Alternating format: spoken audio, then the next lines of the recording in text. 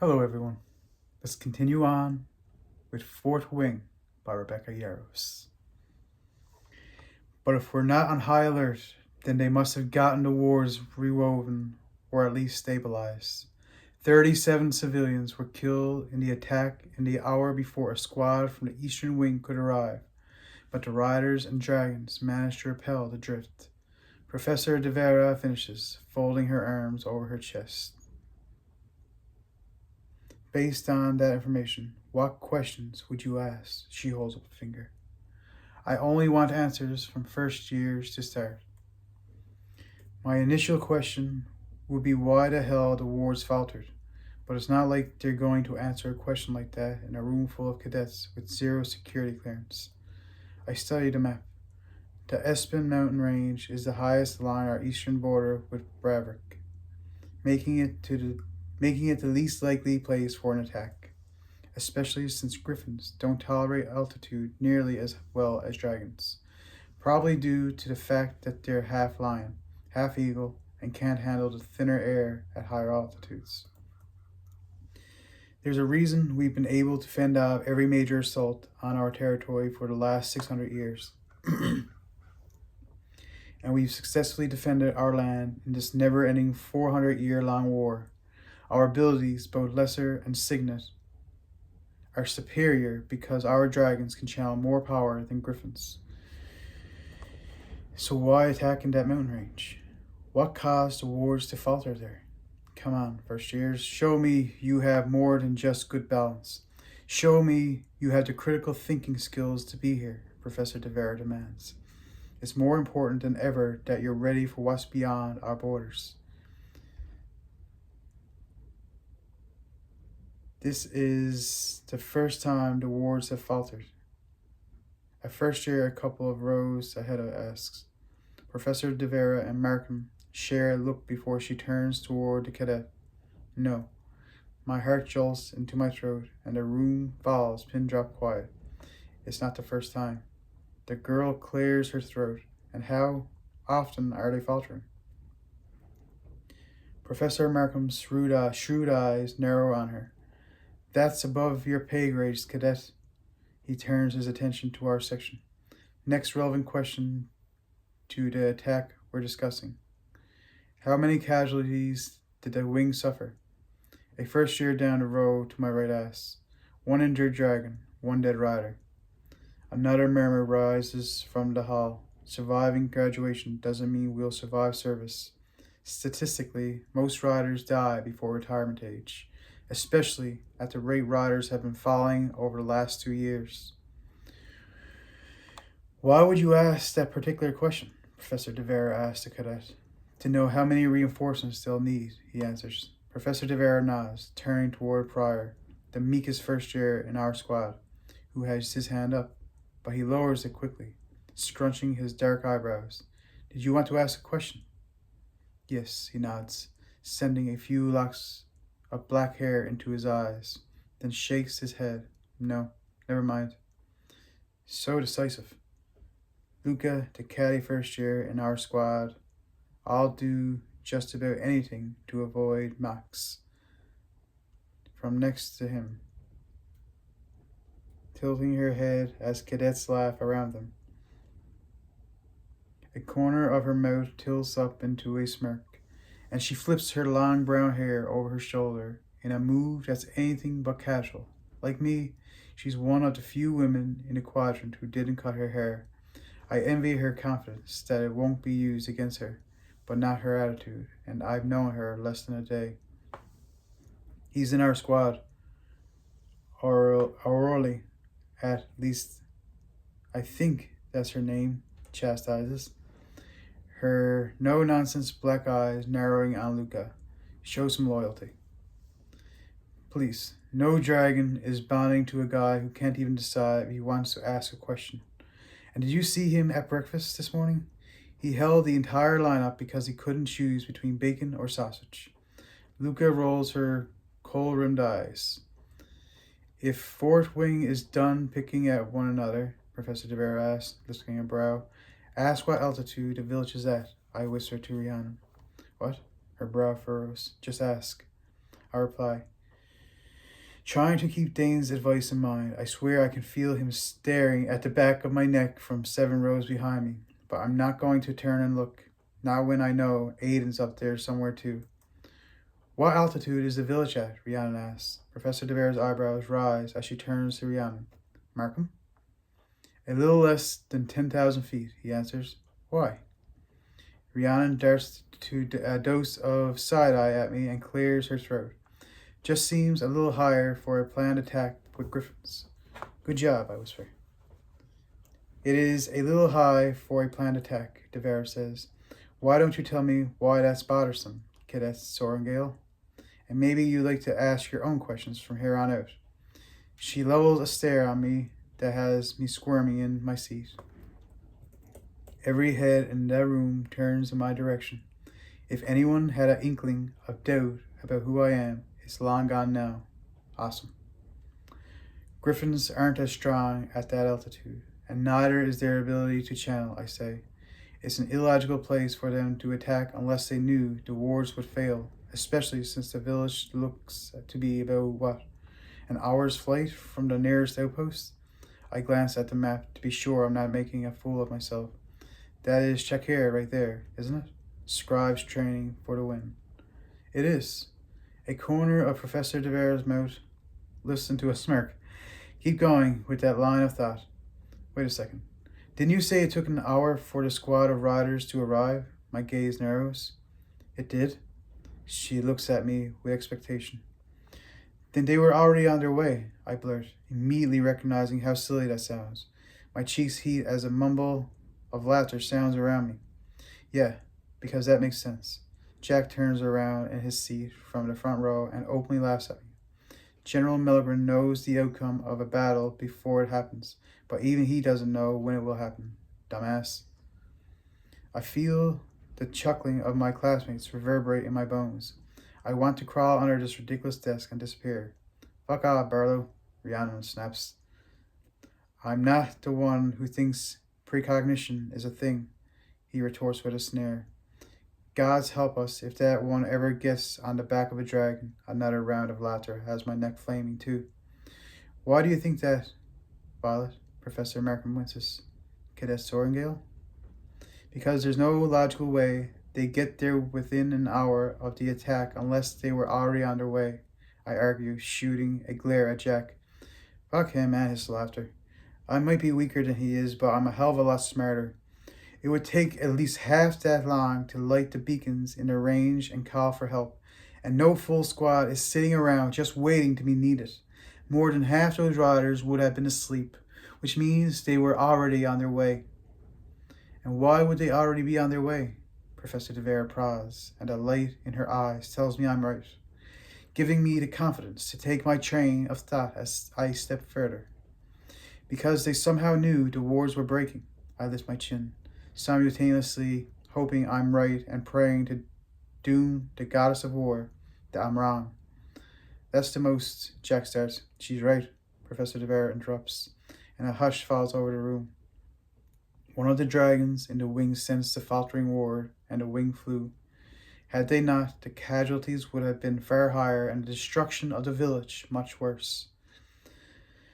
A little bubble of confidence rises in my chest, which is promptly popped by Jack's glare, telling me he hasn't forgotten his promise to kill me. Second and third years take over, Professor DeVere orders.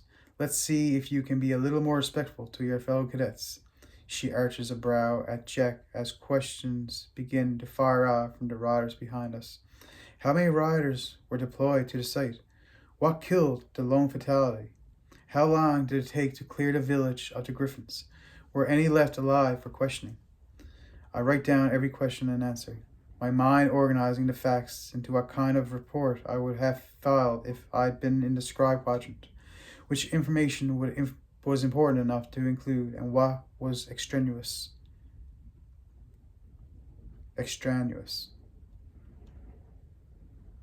What was the condition of the village? A deep voice asked from the back of the lecture hall. The hairs on my neck rise, my body recognizing the imminent threat behind me. Rorson, Markham asks, shielding his eyes from the mage lights as he looks towards the top of the hall. The village, Aiden restates. Professor Devera said the damage would have been worse, but what was the actual condition? Was it burned? Destroyed? They wouldn't demolish it if they were trying to establish a foothold. So the condition of the village matters when trying to determine a motive for the attack. Professor Devera smiles in approval. The buildings they'd already gone through were burned, and the rest were being looted when the wing arrived.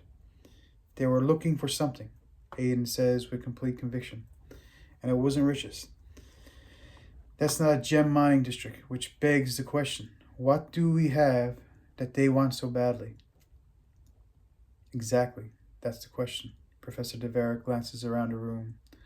And that right there is why Rorson is a wing leader. You need more than strength and courage to be a good rider. So what's the answer? A first year to the left asks. We don't know. Professor Devera answers with a shrug.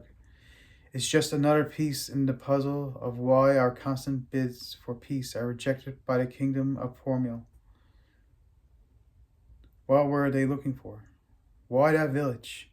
Were they responsible for the collapse of the ward? Or was it already faltering? Tomorrow, next week, next month, there will be another attack, and maybe we'll get another clue. Go to history if you're looking for answers. Those wars have already been dissected and examined. Battle brief is for fluid situations. In this class, we want you to learn which questions to ask so all of you have a chance at coming home alive. Something in her tone tells me it's not just third years who might be called into service this year, and a chill settles in my bones. You seriously knew every answer in history and apparently every right question to ask in battle brief, Rihanna says, shaking her head as we stand on the sidelines of the sparring mat after lunch, watching Riddick and Orly circle each other in their fighting letters. They're evenly matched in size. Riddick is on the smaller side, and Orly is built just like Mira, which doesn't surprise me because she's a legacy on her father's side. You're not even going to have to study for tests, are you? The rest of the first years stand on our side, but the second and third years line the others. They're definitely at an advantage here, considering they've already had at least a year of combat training. I was trained to be a scribe, I shrug, and the vest Mira made me shimmer slightly with that movement. Other than the times the scales catch the light under the camouflaging mesh, it fits right in with the tops we had been given from Central Issue yesterday. All the women are dressed similarly now, though the cuts of their letters are chosen by preference. The guys are mostly shirtless because they think shirts give their opponents something to grab onto.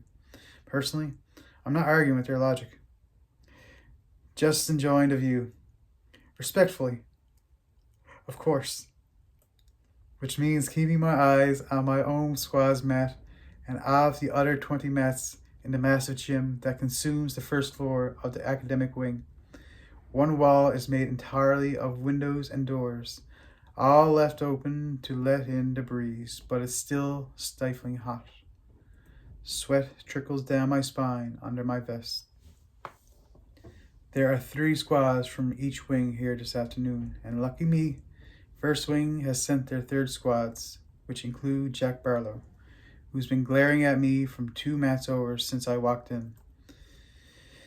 Guess that means you're not worried about academics, Rhiannon says, her brows rising at me. She's chosen a leather vest too, but hers cuts in above the collarbone and secures at her neck, leaving her shoulders bare for movement.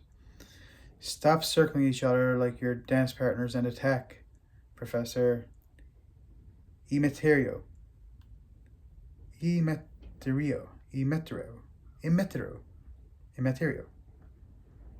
Orders from across the mat, where Dane watches Orly and Riddick's match with our squad executive leader, Sienna. Thank God Dane's shirt is on, because I don't need another distraction when it's time for my turn. I'm worried about this, I tell Rhiannon, tilting my chin toward the mat. Really? She shoots me a skeptical look. Her braids are twisted into a small bun at the nape of her neck. I figured as a Sorengale, you'd be a hand-to-hand threat. Not exactly. At my age, Mira had been training in hand-to-hand for 12 years. I have a whopping 6 months under my belt, which wouldn't matter as much if I wasn't as breakable as a porcelain teacup. But here we are.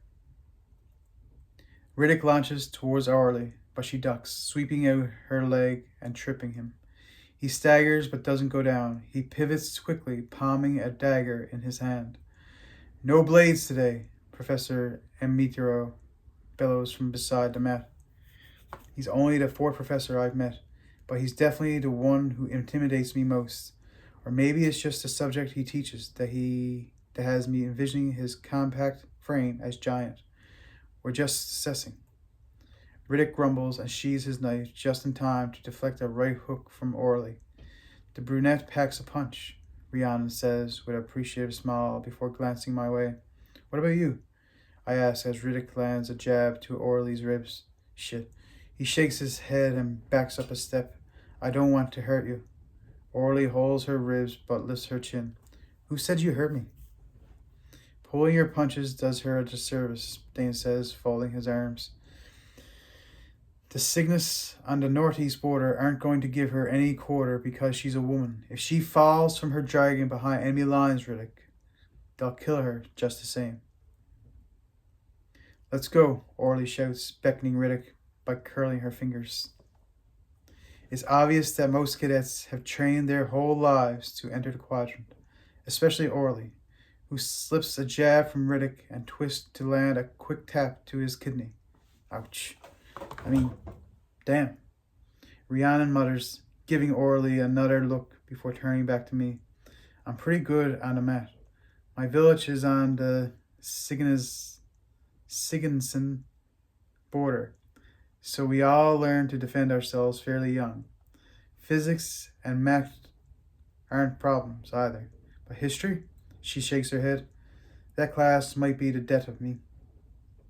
They don't kill you for failing history, I say as Riddick charges Orly, taking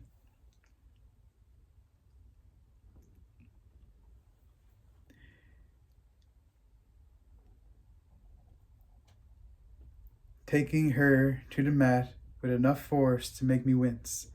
I'm probably going to die on these mats.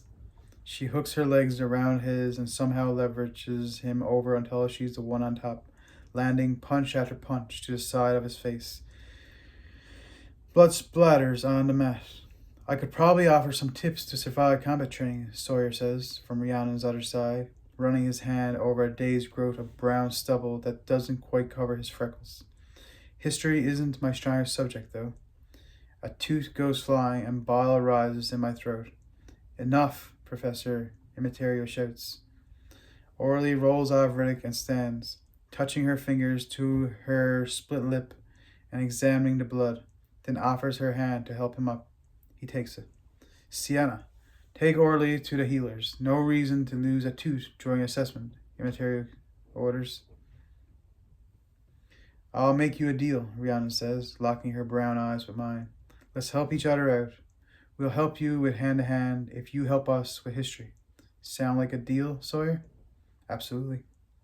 Deal. I swallow as one of the third years wipes down the mat with a towel, but I think I'm getting the better end of that. You haven't seen me try to memorize dates, Rhiannon jokes.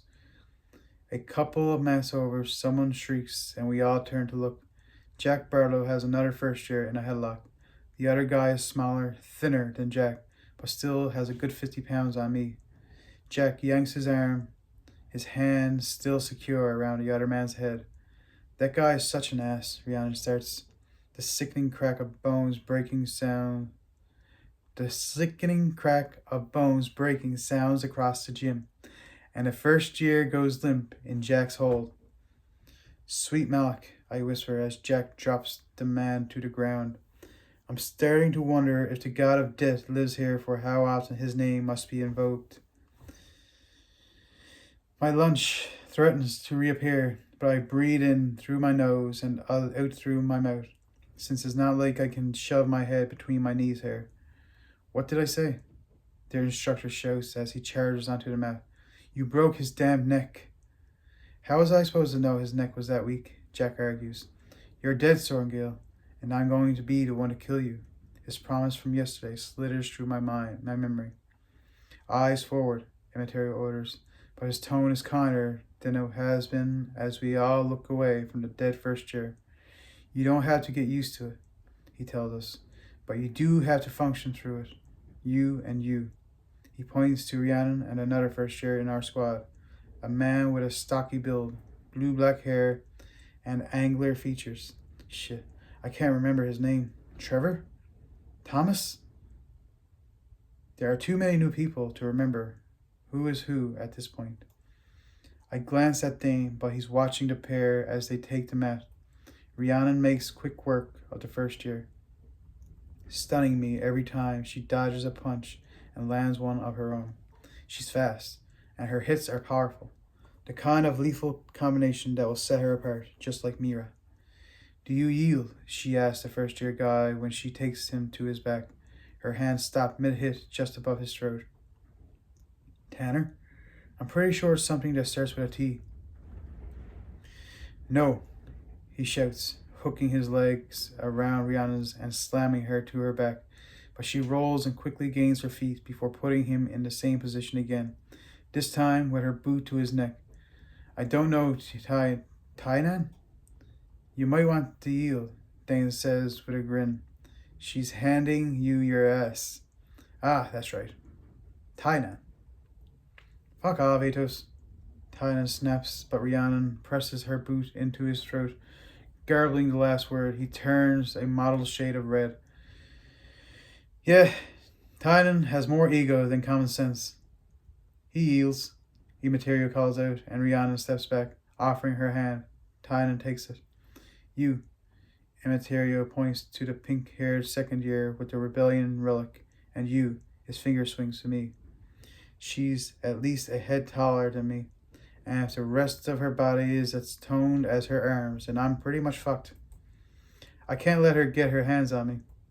My heart threatens to beat out of my chest, but I nod and step onto the mat. You got this, Rhiannon says, tapping my shoulder as she passes me. Sorengale, the pink-haired girl, looks me over like I'm something she's scraped off the side of her boot, narrowing her pale green eyes. You really should dye your hair if you don't want everyone to know who your mother is. You're the only silver-haired freak in the quadrant. Never said I cared if everyone knows who my mother is. I circled the second year on the mat. I am proud of her service to protect our kingdom, from enemies both without and within. As her jaw tightens at the dig, a bubble of hope rises in my chest. Marked ones. As I'd heard some people this morning refer to those carrying rebellion relics on their arms, blame my mother for the execution of their parents. Fine. Hate me. Mom often says the minute you let emotion enter a fight, you've already lost. I've never prayed harder that my ice in her veins mother was right. You bitch, she says, seeds. Your mother murdered my family. She lunges forward and swings wildly, and I quickly sidestep, spinning away with my hand up. We do that for a few more rounds, and I land a few jabs, start to think that my plan might just work. She growls, low in her throat, as she misses me again, and her foot flies at my head. I easily duck, but then she drops to the ground and kicks out with her other foot, which lands square in my chest, sending me backward. I hit the mat with a thud, and she's already above me, so damn fast. You can't use your powers in here, Imogen, Dane shouts. Imogen is trying her best to kill me. Her eyes are above mine, and I feel the quick slide of something hard against my ribs as she smiles at me.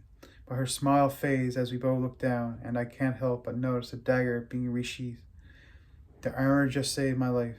Thank you, Mira. Confusion mirrors Imogen's face for just a second, long enough for me to send my fist into her cheek and roll out from under her. My hand screams with pain, even though I'm sure I formed a fist right, but I block it out as we both gain our feet. What kind of armor is that? She asks, staring at my ribs as we circle each other. Mine.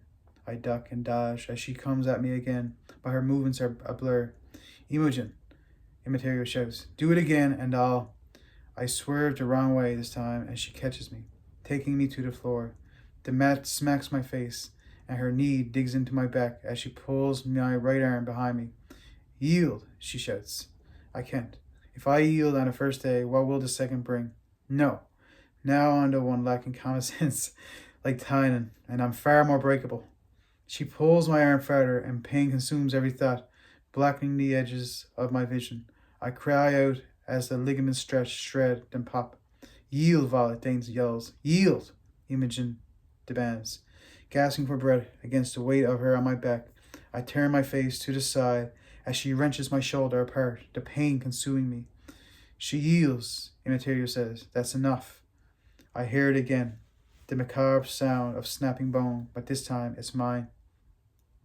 It is my opinion that of all the signet powers riders provide, mending is the most precious, but we cannot allow ourselves to become complacent when in the company of such a signet, for menders are rare and the wounded are not. We'll leave it out there for this video, but again, I hope you will follow me into the next video as we continue reading Fourth Wing. Bye for now.